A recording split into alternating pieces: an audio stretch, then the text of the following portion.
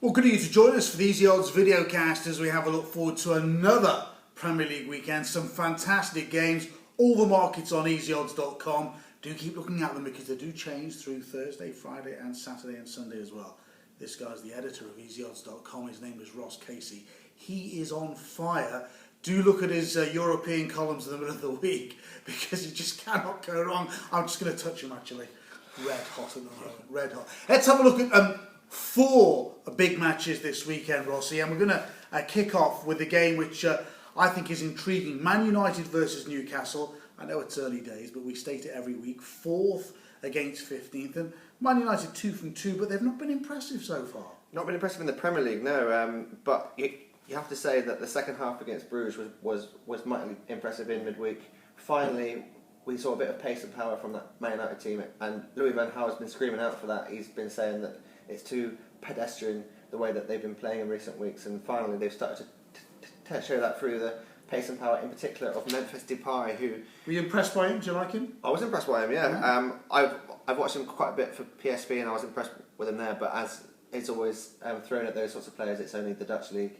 And of course he was only playing against Bruges in this game, so until he does it in the Premier League, then of course he'll be called a flop for a huge amount of £31 million which they paid for him. But pace on the wing is what Louis van Gaal wants, and it's being rumoured now that they're bringing in Sadio Mane from Southampton, who will offer that on the other side. So I think that could be a pretty impressive front three for them. But for this match in particular, I'm going to be looking at... I would say, of course, Manchester United are going to win this game because Newcastle are terrible away from home. They've actually lost their last 7 on the trot away from home. They've never lost 8 in a row for a long, long time, and I think that this is about to be their time because... Listen to this stat. In 21 matches they played at Old Trafford, they've only won once.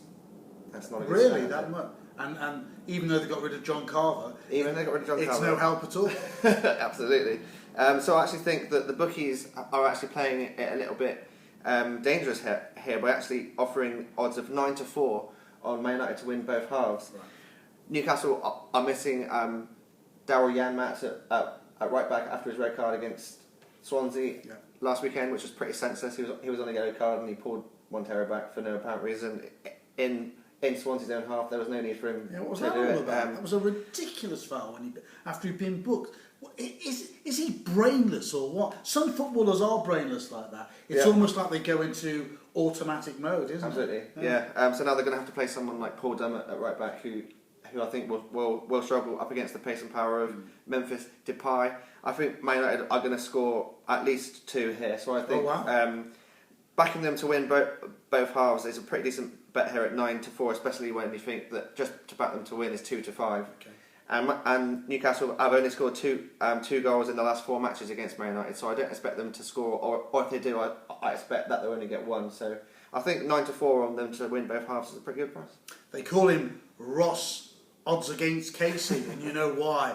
And I think football betting, essentially more than any other sport, is all about finding the value. You can have respective value at odds on, but that's a 9 to 4 shot in decimal terms, 3.25. Let's move on to West Brom versus Chelsea. You wouldn't be saying this nearer the end of the season, 18th versus 16th. Absolutely. But Jose Mourinho, he needs something, doesn't he, really? He really does need something. Yeah. He needs to pull something out of that. Well, he needs a kick in the head, that's what he needs. That's out of that pretty expensive wallet of his at Chelsea. And he's done just that. He's brought in Pedro for up to £21 million from Barcelona. Is that about right, 21 million? I mean, they've got a lot of similar players like that. It's hard to say with the current market pool because it's hard to even tell what a player's worth these days. Is 21 million, which is around about the same amount that Tottenham paid for Soldado, worth a player like Pedro? Then yes, it probably is. Well, look at the player you're about to sign for Bristol City. Absolutely. 9 million. Wow. Answers on a postcard as to how that's happened, please. So yeah, let's look at the odds here for West Brom v Chelsea, and I actually think that the best bet here is to back Chelsea to come back with a bit of a roar. You think they're going to have a real go here? And West Brom play quite an expansive game themselves. They play quite an expansive game, and my big worry for West Brom at the moment is that Tony Pulis doesn't quite know how he wants his side to set up. He actually played 4-4-2 against Man City in the first match, and they got absolutely drubbed 3-0. It was far too open. When in reality he he wants to play a 4-2-3-1, which is pretty much what he played at Stoke also. But the problem with playing a 4-2-3-1 is that he's brought in 4 target men since he's been at the club. So you're only able to pick 1 out of 4, and Berahino will probably have to shift over onto the wing. Which is not him really, is it? It's not him really, and also he's been touted as possibly moving to Tottenham, so is his head in the right place to play this game anyway? That's a good point. So, and they haven't scored a goal yet in the Premier League, which is a big worry. I'm not entirely sure if, as I was saying, if Pulis knows how he wants to actually play this game.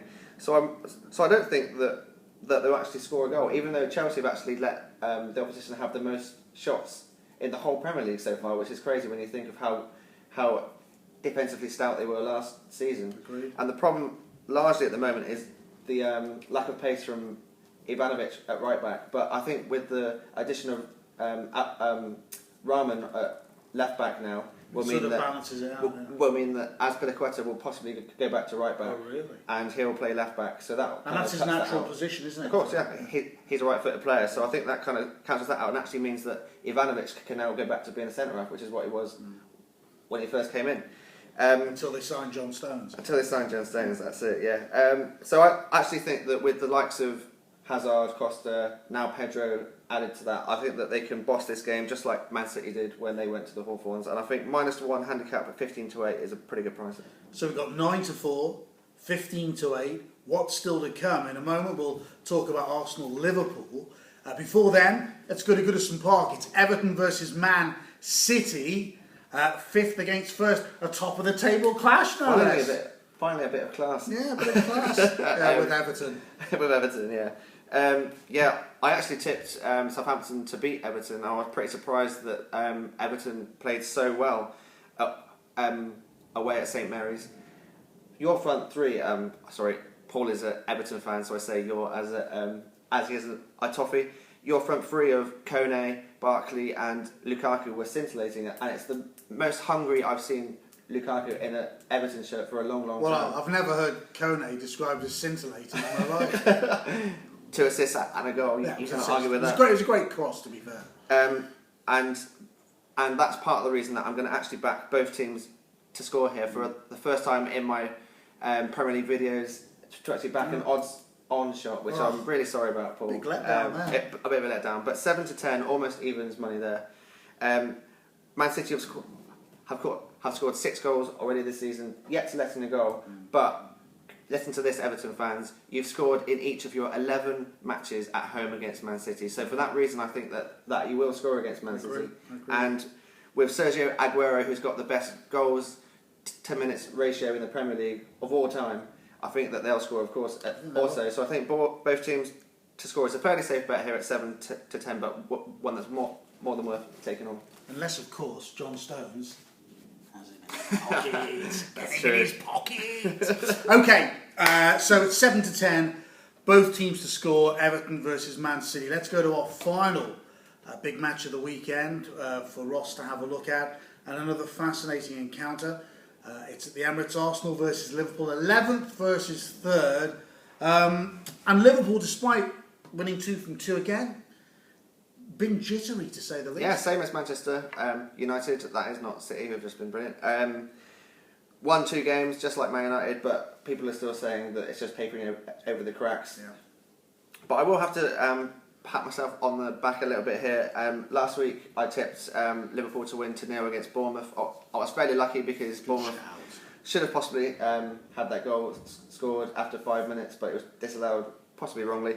But the reasons that I gave then are going to be the reasons that I'm going to back unders in this game again. I think that the back 6 for Liverpool has got pace, it's got power, it's got work rate, and I think it's going to be hard for Arsenal to break down.